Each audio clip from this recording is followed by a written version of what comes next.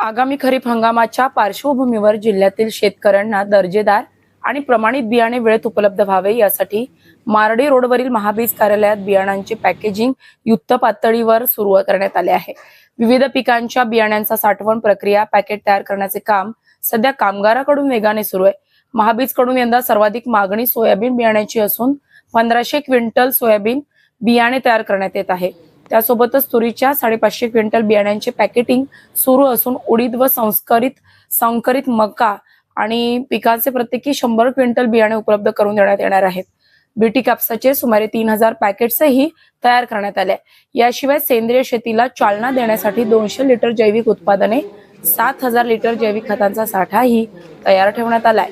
खरीप हंगाम सुरू होण्यापूर्वीच शेतकऱ्यांना आवश्यक बियाणे आणि कृषी साहित्य उपलब्ध करून देण्याचा महाबीजचा प्रयत्न असल्याचे अधिकाऱ्यांनी सांगितले। दरम्यान महाबीज संस्थेला यंदा 50 वर्षे पूर्ण होत असून त्यानिमित्ताने संपूर्ण वर्षभर सुवर्ण महोत्सव वर्ष साजरे करण्यात येणार आहे। या निमित्ताने विविध कृषी जनजागृती उपक्रम, शेतकरी मेळावे आणि विशेष कार्यक्रमाचे आयोजन करण्यात येत असल्याची माहितीही देण्यात आली आहे। नमस्कार। अमरावती जिल्ह्यातील महाबीजचे जिल्हा व्यवस्थापक मी संजय प्रभाकरराव देशमुख। महाबीजने नुकतेच 50 वर्ष पूर्ण केलेले आहेत। आम्ही सुवर्ण महोत्सवी वर्ष यावर्षी साजरं करीत आहोत आणि सुवर्ण महोत्सवी वर्ष साजरं करत असताना 50 वर्ष एखाद्या सरकारी कंपनीने प्रॉफिटमध्ये बिझनेस करणे ही खरंच आमच्यासाठी अभिमानाची बाब आहे।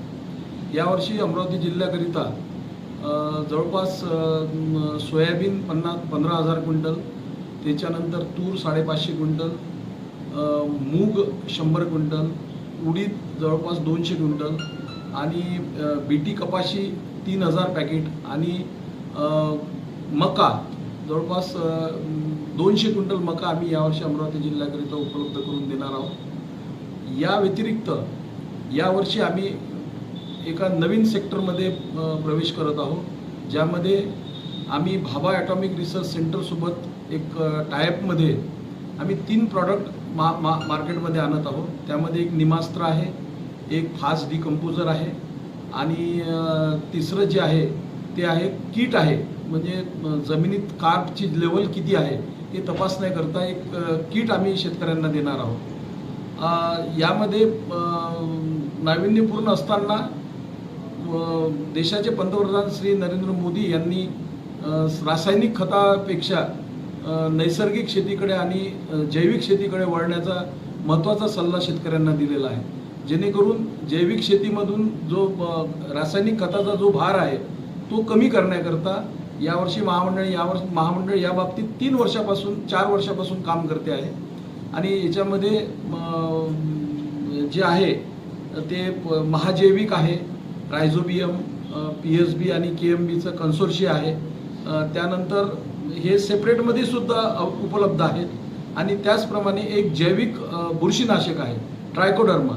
महामंडळाने मागील 3 वर्षापासून जवळपास 5 ते 7,000 लिटरपर्यंत जैविक खतांची आणि जैविक बुरशीनाशकाची जवळपर्यंत यावर्षी आम्ही 200 क्विंटलचं नियोजन केलेलं आहे।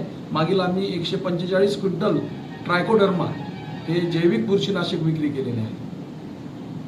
अशाच महत्त्वपूर्ण बातम्यांच्या अपडेटसाठी अजिंक्य भारत न्यूजच्या पेजला फॉलो करा आणि सबस्क्राईब करा। Thank you for watching.